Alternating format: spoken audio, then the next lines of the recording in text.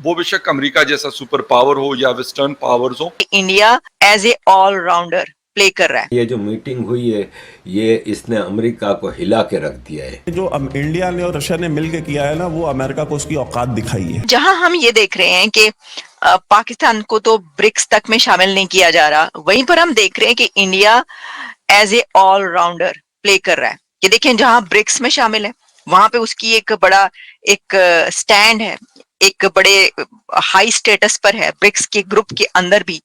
वहीं पर एक ये खबर सामने आई कि इंडिया और अमेरिका के बीच जो है मिनरल एग्रीमेंट पैक्ट हो रहा है। सर, ये कौन से मिनरल्स हैं और ये इससे क्या फायदा होगा और ये कौन सा पैक्ट है? क्रिटिकल मिनरल्स वो मिनरल्स हैं जो कि इस वक्त हाई टेक इंडस्ट्री में यूज होते हैं, और वो ऐसे मिनरल्स हैं जो कि ट्रेडिशनली तौर पर हम उसको मार्केट में नहीं देखते हैं। उसमें यह है कि वो उसमें कोबाल्ट शामिल है, उसमें लिथियम शामिल है, और ये सारी चीजें ऐसी हैं जिसको रेयर अर्थ एलिमेंट्स कहा जाता है। और ये ऐसे मिनरल्स हैं जो कि इस वक्त सेमीकंडक्टर्स में यूज होते हैं, यानी सेल फोन्स में और बाकी जितने भी आपके जो सिलिकॉन वैली जो डेवलप करती है जो जिन प्रोडक्ट्स को, उसमें ये सारे मिनरल्स जो हैं ये यूज होते हैं, और ये सैटेलाइट्स में यूज होते हैं। ये हाई टेक जितने भी आपके हार्डवेयर हैं उसमें ये यूज होते हैं। और अभी ये होगा कि इसके बाद जो कोशिश है इन दोनों ममालिक की वो ये है कि एक फ्री ट्रेड एग्रीमेंट जो है वो कर लिया जाए बिटवीन द टू कंट्रीज। अब अगर फ्री ट्रेड एग्रीमेंट हो गया बिटवीन इंडिया एंड अमेरिका, ये एक बहुत बड़ी बात होगी, जो है बहुत बड़ी डेवलपमेंट होगी। तो मुझे साइडलाइन पे जो आज प्रधानमंत्री मोदी ने स्टेटमेंट दिया शी जिनपिंग साहब के सामने, मुझे बड़ा अच्छा लगा फखर भाई।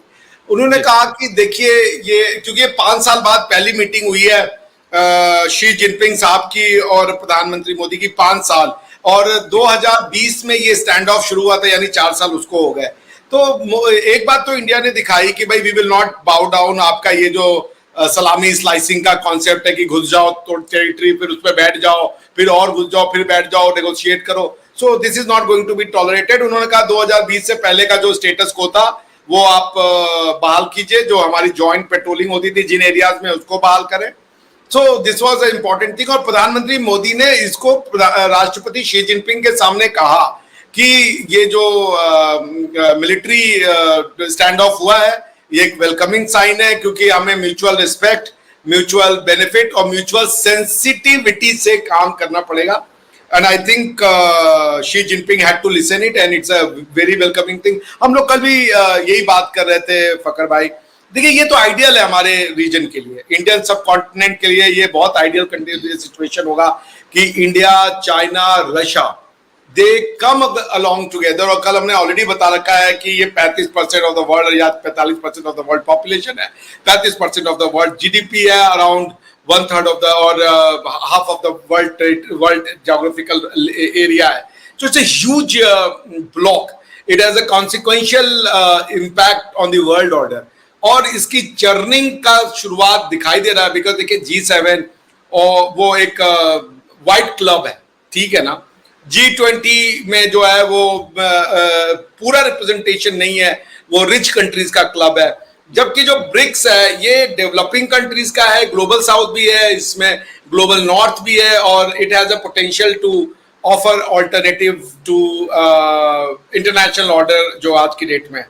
और जो आपने बिल्कुल कहा, मैं बिल्कुल सही हूँ, यही ऑब्जर्वेशन मेरा भी था कि वेस्ट इसको बड़ी बड़ी सरसरी निगाहों से देख रहा है कि व्हाट इज अनफोल्डिंग।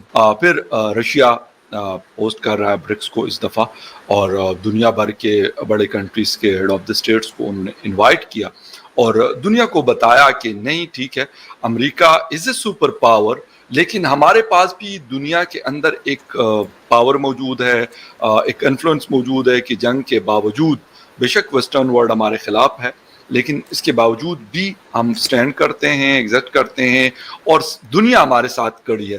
कितना बड़ा मैसेज है खासतौर पे यूएस के लिए। देखिए फकर भाई, मैं ना ये सुपर पावर जो वर्ड है, since my job is to analyse, मैं इसको नहीं मानता। आप सुपर पावर क्या कह रहे हो आज की डेट में? Military super power.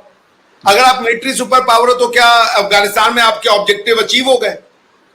आपको वहां पे मिलिट्री हार्डवेयर छोड़ के भागना पड़ा भाई।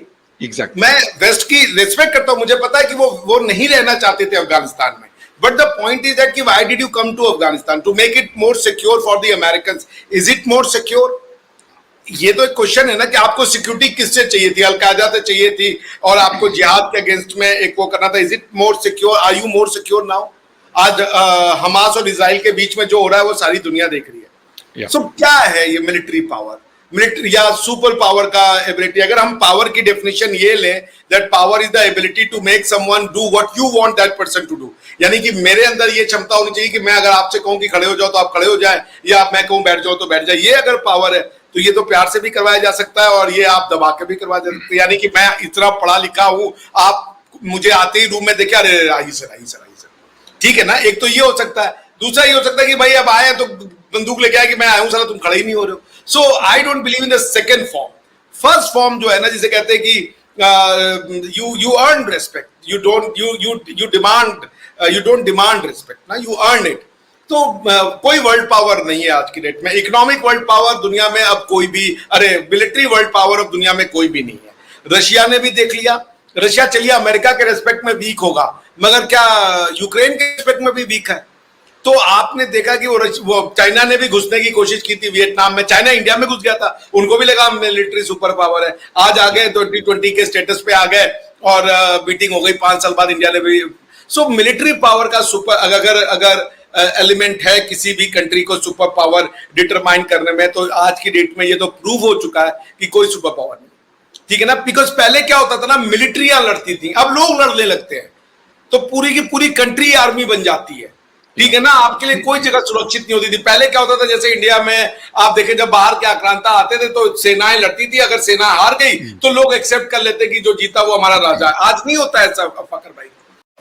कुछ दिनों पहले जब भारत के prime minister Narendra Modi Russia गए थे व्लादिमीर पुतिन से मिलने के लिए, एनुअल समिट के लिए, उस वक्त अमेरिका का बहुत ही तीखा रिएक्शन आया था. और जो एम्बेसडर हैं अमेरिका के इंडिया में, उन्होंने ये बोला था कि वॉर के समय इंडिया स्ट्रेटेजिक ऑटोनॉमी को एक्सरसाइज नहीं कर सकता और कोई भी युद्ध ज़्यादा दूर नहीं है इंडिया से.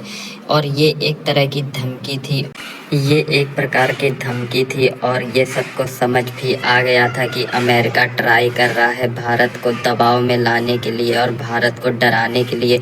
लेकिन इसका भारत ने ऐसा मुंह तोड़ जवाब दिया ब्रिक्स समिट को अटेंड करके और वहाँ चाइना से अपने संबंधों को सुधार के, जिसके बाद अमेरिका के होश ठिकाने आ गए हैं और अमेरिका को पता चल गया है कि भारत के सामने हम उस तरह से बिहेव नहीं कर सकते जिस तरह से हम छोटी कंट्रीज़ के सामने करते हैं. भारत एक बड़ा देश है, भारत के पास न्यूक्लियर पावर है, दुनिया की सबसे बड़ी आबादी है और 5वीं सबसे बड़ी इकोनॉमी है. इसलिए हम भारत को आर्म ट्विस्ट नहीं कर सकते.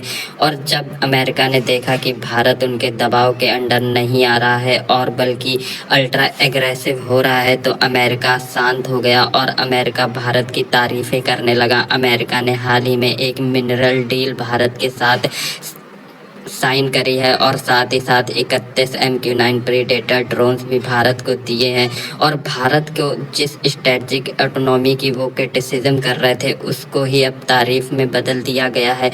और अब उन्होंने कहा है कि जो भारत की स्ट्रेटजिक ऑटोनॉमी है हम उसका सम्मान करते हैं. इससे ये तो पता चल गया है कि अमेरिका के सामने अगर कोई खड़ा हो सकता है तो वो सिर्फ भारत है और ये भारत ने दिखा भी दिया है.